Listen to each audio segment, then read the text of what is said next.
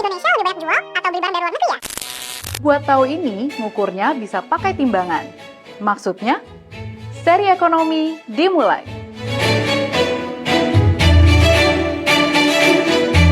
Timbangan bukan sembarang timbangan, ini namanya neraca perdagangan.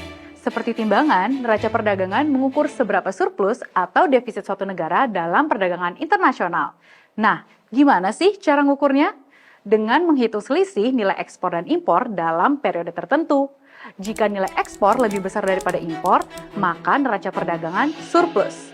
Misalnya, jika Indonesia menjual hasil pertanian ke negara lain senilai 100 triliun rupiah, tapi hanya membeli barang dari negara lain senilai 80 triliun rupiah, maka neraca perdagangan surplus sebesar 20 triliun rupiah.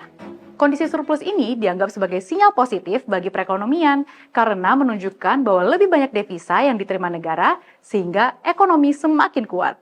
Sebaliknya, jika negara lebih banyak mengimpor barang daripada mengekspornya ke negara lain, maka neraca perdagangan defisit.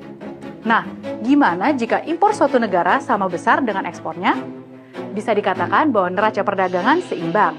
Namun, kondisi ideal ini jarang terjadi karena banyaknya faktor yang mempengaruhi perdagangan global, seperti harga, nilai tukar, ataupun rantai pasok global yang sering naik turun.